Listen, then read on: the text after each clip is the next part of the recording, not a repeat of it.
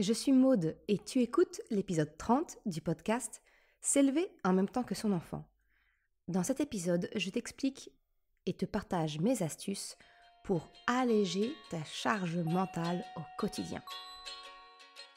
Salut et bienvenue sur le podcast S'élever en même temps que son enfant. Je suis Maude, coach certifiée chez Mercredi, mais surtout maman de 3 enfants. Sur ce podcast, je t'aide à conjuguer la bienveillance avec la réalité de ton quotidien de maman. Utiliser ton choix d'une parentalité bienveillante comme un accélérateur de ton propre développement personnel. T'aider à changer de regard sur les situations que tu vis avec ton enfant pour t'en servir, pour grandir et apprendre sur toi. Salut! Je suis contente de te retrouver pour cette nouvelle saison du podcast S'élever en même temps que son enfant. Aujourd'hui, pour débuter cette nouvelle année, je te propose de démarrer 2022 sur des bases saines. Et pour cela, je souhaite te partager mes astuces concrètes pour alléger ta charge mentale au quotidien. Pour cela, je t'expliquerai d'abord ce que j'entends par charge mentale dans cet épisode, histoire que l'on soit toutes et tous sur la même longueur d'onde. Je te partagerai également les 5 grands principes qui, selon moi, te permettront de diminuer ta charge mentale. Et comme d'habitude, tu le sais bien, je te donne du concret. Je te partagerai ma proposition pour facilement te mettre en action et vraiment démarrer 2022 avec de bonnes bases. Je terminerai aussi avec un petit bonus qui personnellement m'aide au quotidien dans ma charge mentale. Mais c'est parti pour l'épisode du jour. Alors comme je te le disais, la charge mentale, ok, mais c'est quoi ? Avant de rentrer dans le vif du sujet et te donner mes astuces pour t'aider à alléger ta charge mentale au quotidien, je souhaite que l'on se mette d'accord sur ce que je nomme charge mentale dans cet épisode. Pour cela, je m'inspire très fortement du livre « Ta pensée à » de Colline Charpentier. Comme d'habitude, je te mettrai tous les liens en description.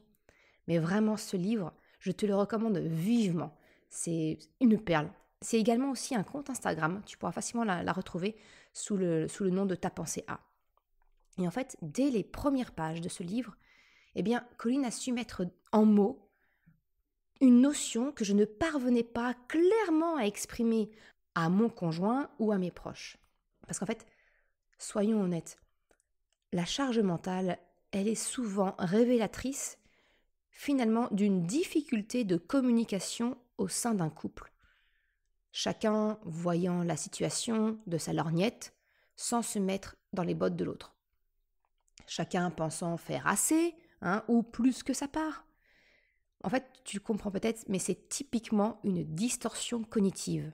Tu sais, la fameuse notion dont je t'ai parlé à plusieurs reprises, et notamment dans l'épisode 4, qui s'intitule « Les 2 raisons pour lesquelles toi et ton enfant, vous ne vous comprenez pas ». Soyons clairs, je ne vais pas te dire comment faire pour que celui ou celle qui partage ta vie ouvre les yeux et mette plus la main à la pâte. Ce n'est vraiment pas le but de l'épisode d'aujourd'hui. Parce que, tu le sais peut-être si tu me suis, je le dis souvent et je le répète aux parents que j'accompagne, on ne peut agir que sur soi. Tu ne peux malheureusement pas agir sur l'autre, si ce n'est en changeant toi. Alors, cela peut passer par prendre connaissance de ses besoins, de ses valeurs, et ensuite d'apprendre à les communiquer de manière positive. Parce je pense qu'on est bien d'accord, définitivement, les crier lors d'une dispute en les jetant au visage de l'autre, ça fonctionne très moyennement. Mais pour en revenir au sujet, la proposition de définition de la charge mentale du compte Ta pensée à, c'est qu'en réalité, la charge mentale est une surcharge mentale. Et alors là, j'ouvre les guillemets, je cite clairement un énorme passage, plusieurs passages de son livre. C'est l'ensemble des pensées qui planifient et gèrent le foyer. La subtilité de la charge mentale ? La charge du foyer déclenche des actions. Mais elle est avant tout une anticipation permanente de toutes ces tâches à accomplir. Ce n'est donc pas simplement faire, c'est tout ce qui est à penser de faire. Tu le comprends, il ne s'agit donc pas de la répartition des tâches à faire au sein du couple, mais plutôt de les planifier, de les anticiper, de les gérer, et non pas d'exécuter la tâche à proprement parler. Nuance subtile, mais qui génère énormément de malentendus au sein du couple. En tout cas le mien. Dans son livre, Colline parle de l'exemple de passer l'aspirateur. Eh bien, ce n'est pas de la charge mentale, mais c'est plutôt une tâche domestique, une tâche ménagère. Mais par contre, penser que c'est samedi, c'est jour de l'aspi, ça, c'est de la charge mentale. Un autre exemple qu'elle donne dans son livre, le dépôt de ton enfant à l'école, à la crèche, chez la nounou, peu importe. En réalité, il ne s'agit pas seulement de déposer ton enfant, mais de prévoir tout ce qui tourne autour. Sa tenue adaptée, vérifier qu'il y a bien tout dans son sac, que ce soit le doudou, l'échange, le repas, les cahiers, le goûter, peu importe. On ne fait pas que déposer l'enfant, on prévoit sa journée. La charge mentale, c'est donc l'ensemble de pensées qui permettent au foyer de tourner rond. C'est l'huile dans la machine pour que les rouages tournent sans trop d'encombre. Alors concrètement, comment alléger ta charge mentale ? Eh bien, je vais te partager mes 5 grands principes. Alors, c'est pas quelque chose d'universel, c'est vraiment ce que moi j'estime être les 5 grands principes pour me permettre d'alléger ma propre charge mentale. Tu le comprends peut-être après ma mise au point, je ne vais vraiment pas te partager des trucs et astuces pour que ton ou ta conjointe mette plus la main à la pâte concernant les tâches ménagères. On est bien d'accord. Parce qu'encore une fois, je le répète, le changement passera par toi, car tu ne peux pas agir sur l'autre directement, ou du moins, c'est vraiment pas efficace sur le long terme, et ce n'est pas sain finalement pour votre relation. Il s'agit vraiment d'accepter, de lâcher prise, d'apprendre à connaître tes besoins, tes valeurs, de savoir les communiquer à l'autre de manière positive. En fait, c'est exactement ce que je fais généralement lors des premières séances, lors d'un accompagnement individuel de 3 mois. C'est vraiment... On commence toujours par là, c'est le début. Donc ma proposition pour diminuer ta charge mentale, elle va passer par toi, pour diminuer tes pensées qui tournent et retournent dans ta tête. Alors avant de passer vraiment au concret, on va dire que je vais parler des 5 grands principes, ma théorie à moi, et ensuite je rentrerai vraiment dans le dur et dans le concret, tu vas voir. Principe numéro 1, pour soulager ta charge mentale. Eh bien, j'ai envie de te dire, c'est le début de tout, c'est abandonner l'idée de la perfection.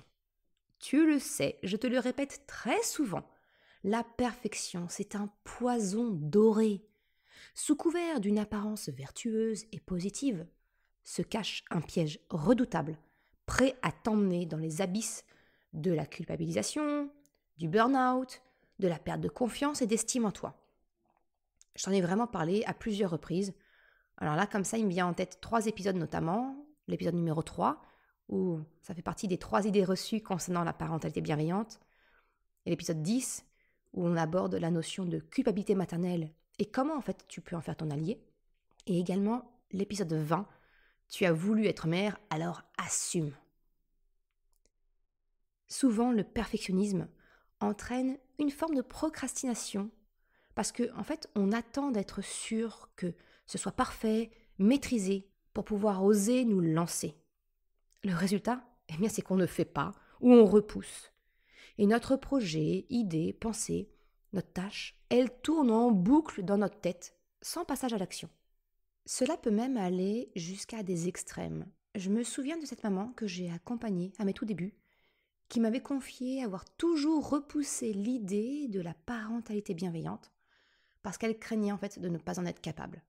Elle se fustigeait à chaque fois qu'elle haussait la voix sur ses garçons. Elle se démontrait ainsi qu'elle était incapable de se lancer dans une parentalité bienveillante. Et pourtant, cette idée, elle revenait sans cesse dans sa tête, sans qu'elle s'y autorise en fait, sans qu'elle s'autorise à essayer. Et finalement, elle a osé essayer avec moi, parce que j'étais en formation pour devenir coach certifié, et mes accompagnements étaient alors gratuits, parce que justement j'étais en formation. Donc elle a saisi cette occasion.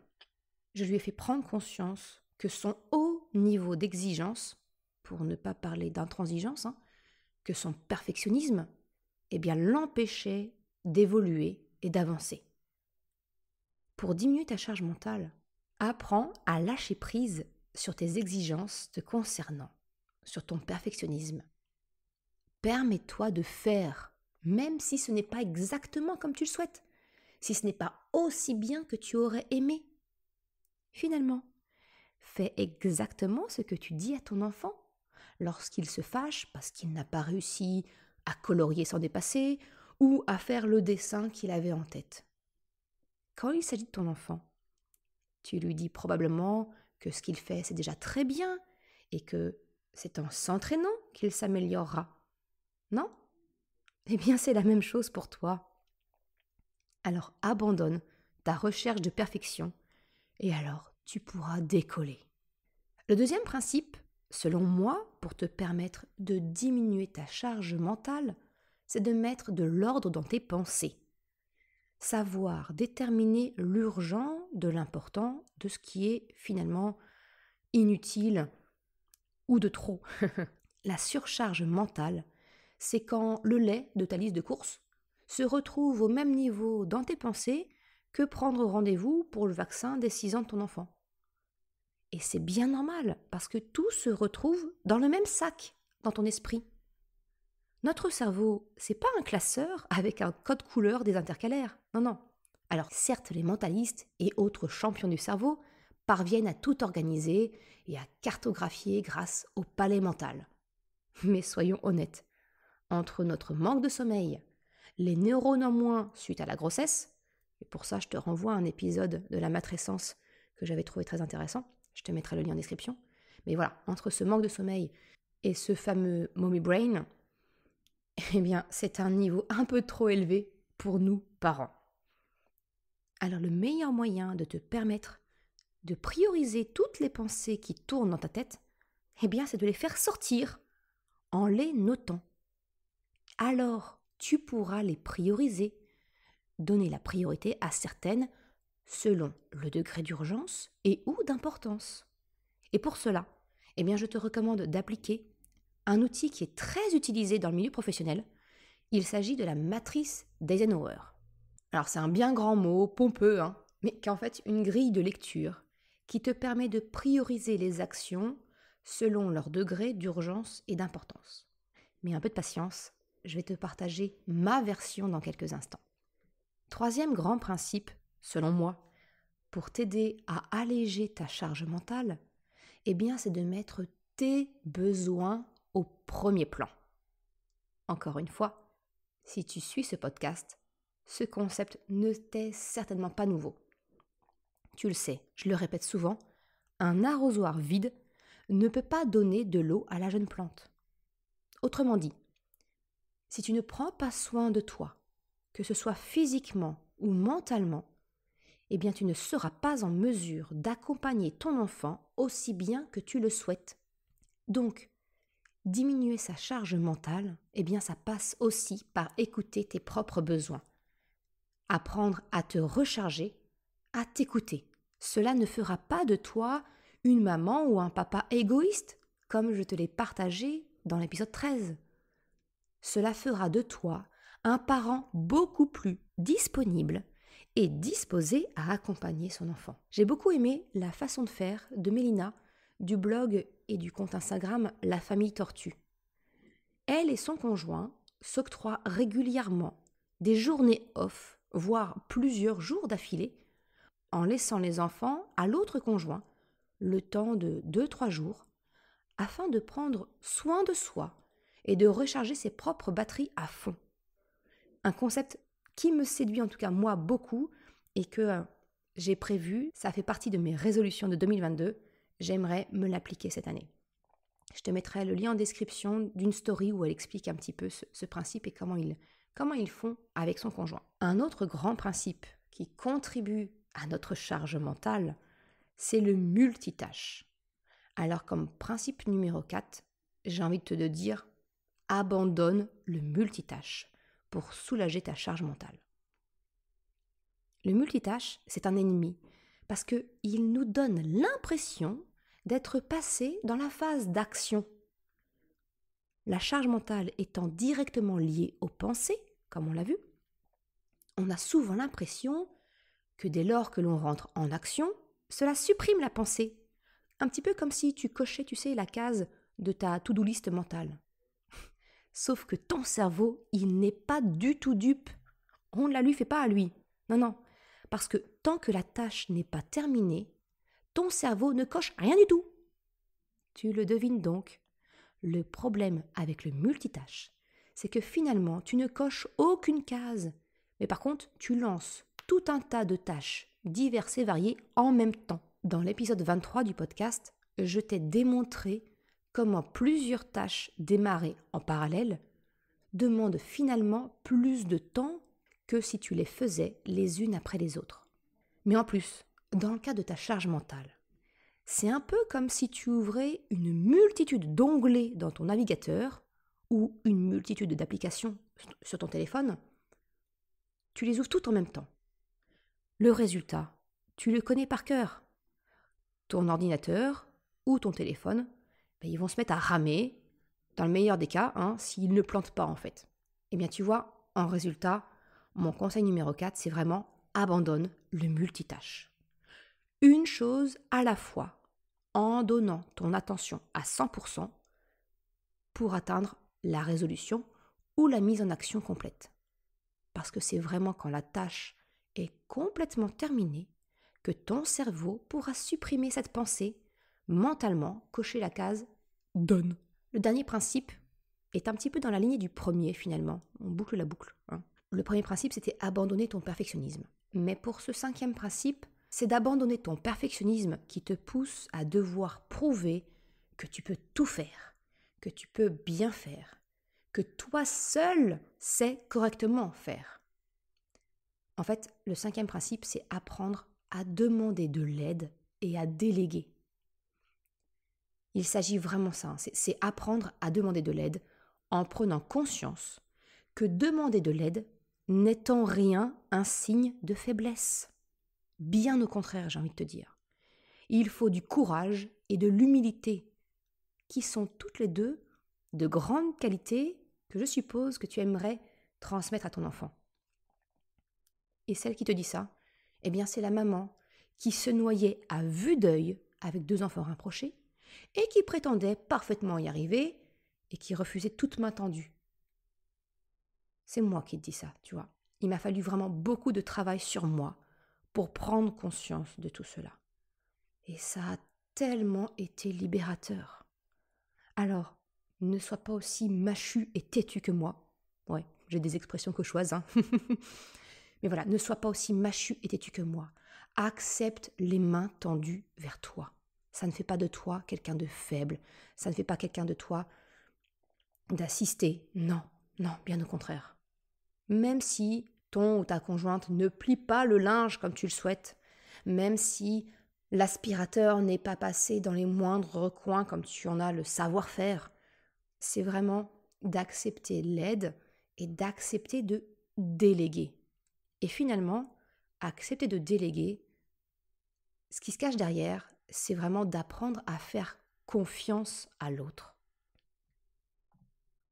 Parce que oui, ton ou ta conjointe est différent de toi. C'est normal et c'est souhaitable, j'ai envie de te dire, parce que c'est vraiment les différences qui nous enrichissent. Et bien, c'est également valable pour les tâches domestiques. De la même façon que je t'encourage de ne pas être trop exigeante, voire intransigeante, vis-à-vis de toi-même, je te recommande vraiment de faire de même avec ton conjoint. Alors, je ne sais pas pourquoi, mais je suis sûre que si mon mari m'écoute, il va trouver que j'ai encore de la marge de progression. Et c'est probablement vrai. Mais ça, je ne le lui dirai pas. Parce que je suis presque certaine qu'il n'ira pas aussi loin dans l'écoute de l'épisode. Bref, ce que je veux dire, c'est que il n'y a rien de pire dans un couple parental de jouer au ping-pong de celui qui a raison ou tort, de qui fait le mieux, de qui fait le plus. Parce qu'au final, dans ce jeu, il n'y a que des perdants. Ce que j'encourage à faire avec les mamans ou les papas que j'accompagne, c'est vraiment d'apprendre à communiquer de façon positive en s'interrogeant sur les besoins précis ou nos valeurs importantes. Si je te prends un exemple concret, et vraiment très trivial chez moi, mais j'embête régulièrement mon mari sur le pliage des serviettes de toilette. Tu as le droit de rire, hein. Tu as le droit de trouver ça ridicule. En fait, lui, il est capable de les plier de plusieurs façons possibles, il alterne sans s'en rendre compte. Il plie machinalement, il ne réfléchit pas à la façon dont il plie. Ce qui, moi, a le don de m'horripiler. Parce qu'en fait, notre lieu de stockage, c'est une étagère ouverte aux yeux de tous. Alors, au lieu de lui dire et redire comment je souhaite que les serviettes soient pliées, et ça n'a aucun sens pour lui parce que l'importance pour lui, c'est juste que le linge soit plié, je lui expliquais ce qui est important pour moi, l'esthétisme du rangement. Je fais partie de ces personnes qui sont sensibles à leur environnement. J'ai besoin que ce soit clair, épuré, pour me sentir bien. Tu vois là, tu verras pas d'étagère pleine de babioles chez moi, parce que ça encombre ma vue et mon esprit. C'est sans doute mon côté un peu psychorigide, mais je l'assume. Après des années à se prendre la tête sur les serviettes, je ne lui impose plus ma façon de plier. Je lui ai simplement demandé de respecter mon besoin d'uniformité. S'il commence à les plier dans la longueur, qu'il s'y tienne. Même si moi, j'aurais tendance à faire dans l'autre sens. Mais je ne lui impose pas ma façon de faire finalement. Je lui demande juste, moi j'ai besoin que ce soit uniforme pour que visuellement le résultat soit uniforme. Alors tu vois, à travers cet exemple vraiment anodin, je souhaite illustrer mon propos de t'encourager à aller au-delà de comment tu souhaites que les choses soient faites lorsque tu délègues. Échange sur ton besoin, ta valeur, écoute celle de l'autre et trouvez votre compromis. Tu connais la rengaine, hein?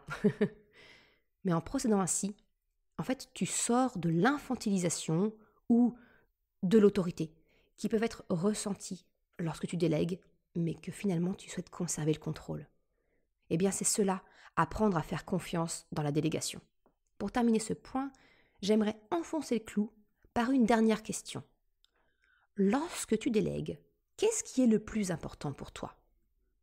Est-ce que c'est que la tâche soit faite? Ou est-ce que le fait que la tâche soit faite de la manière que tu le souhaites? Et c'est interdit de me répondre les deux. Hein. Non, choisis. Quelle est la vraie priorité pour toi? S'il s'agit bien de décharger ta liste des choses à faire, tu sais ce qu'il te reste à faire. C'est de communiquer et de faire confiance. Comment alléger ta charge mentale? Je te partage mon mantra au quotidien. Parce que ce qui découle immédiatement de mes 5 grands principes, c'est donc d'éliminer les tâches qui tournent en boucle dans ta tête par une mise en action, afin que ton cerveau coche réellement la case « fait » dans ta tête.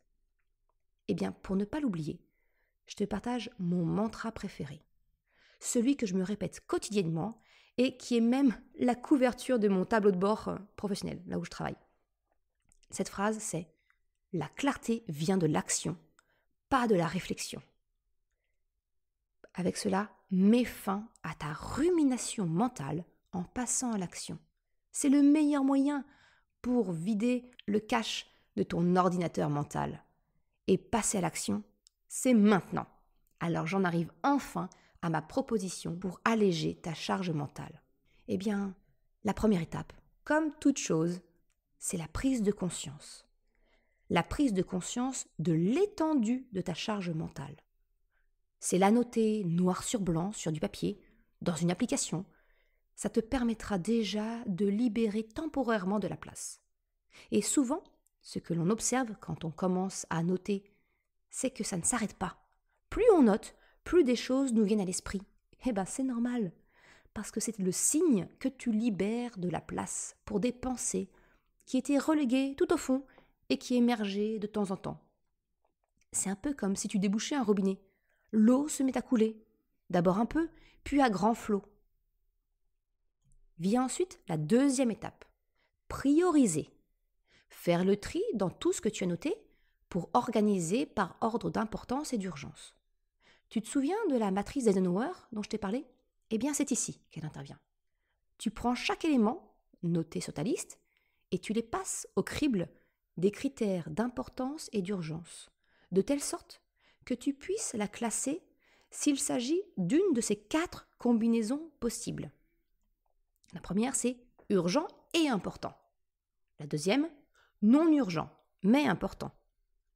La troisième, urgent, mais non important. Et la dernière, non urgent et non important. Alors pour ça, on a besoin de déterminer en fait la définition de ce qui est important et de ce qui est urgent. Une tâche importante, c'est une tâche qui peut avoir des conséquences négatives significativement si elle n'est pas réalisée.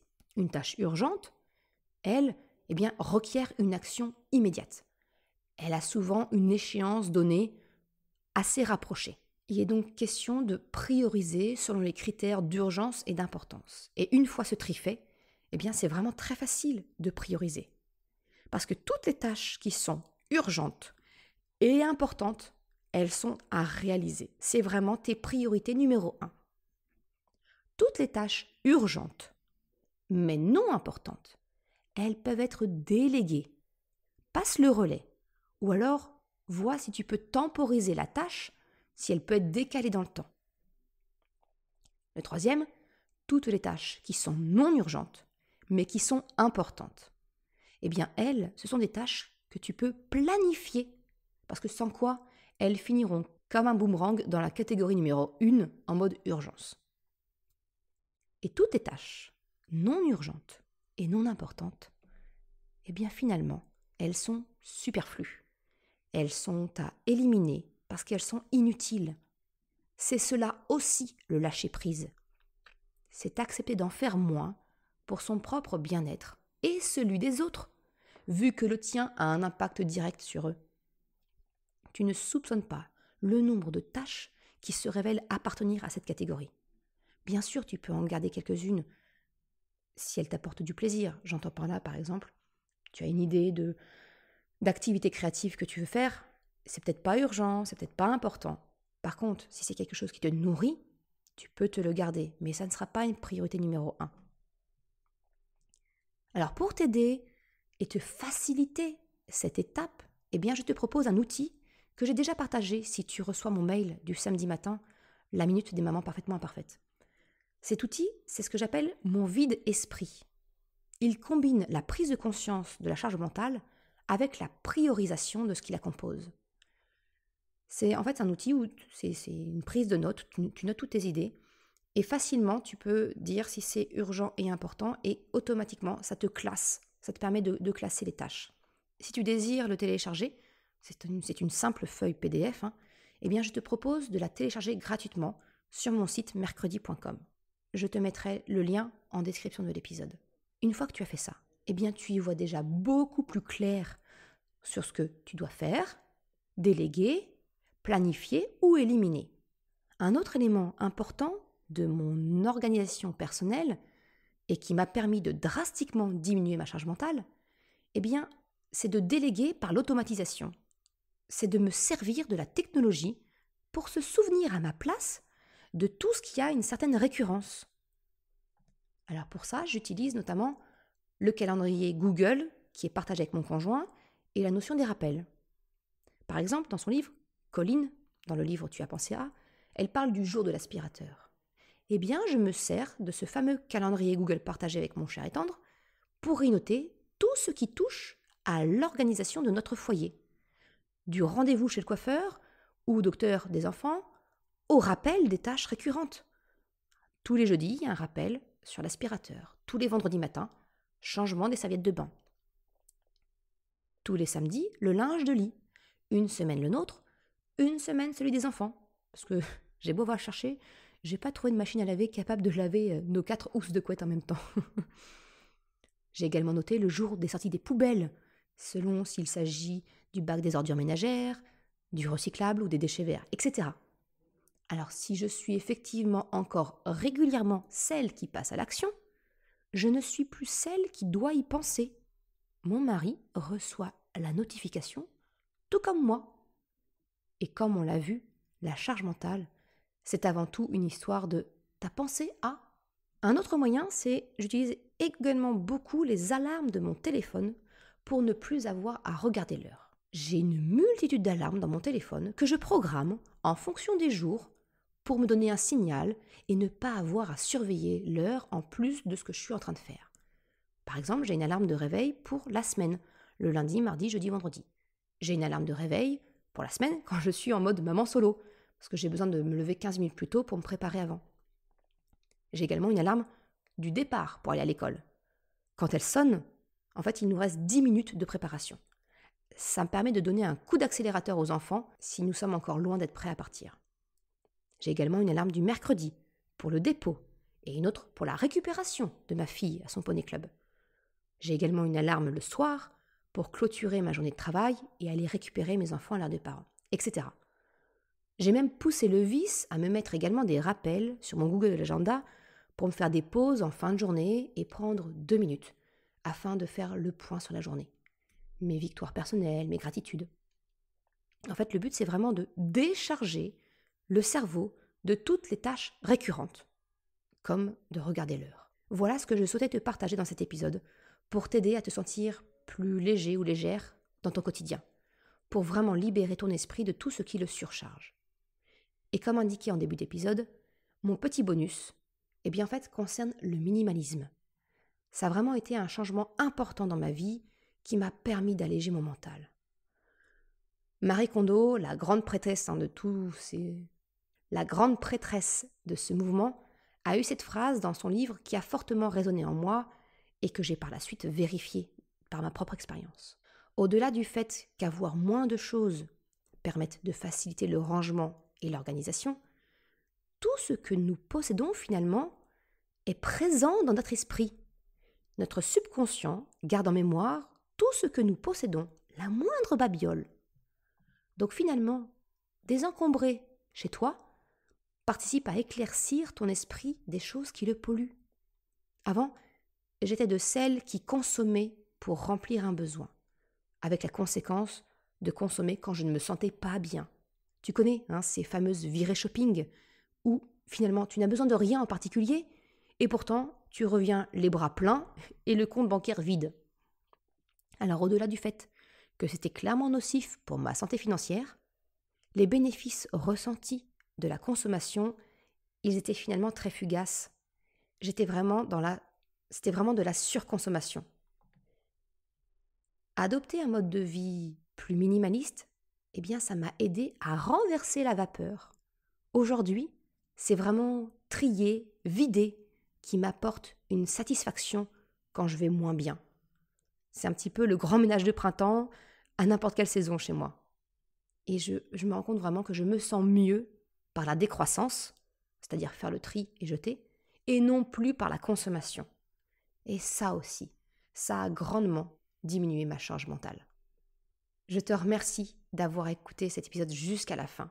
Tu retrouveras une retranscription, comme d'habitude, sur le site mercredi.com. Tu auras le lien en description. Si tu as aimé cet épisode, s'il t'a été utile, je t'invite à le partager, à en parler autour de toi. Ou si le cœur t'en dit, de me laisser une note 5 étoiles et un commentaire sur Apple Podcast. Ça me permet de le faire connaître et ça m'encourage également à progresser. Un grand merci à celles et ceux qui prennent le temps de le faire ou de m'envoyer un message privé. Je te souhaite une excellente journée, après-midi, soirée, quel que soit le moment où tu m'écoutes. Et je te dis à la semaine prochaine pour un nouvel épisode. Ciao!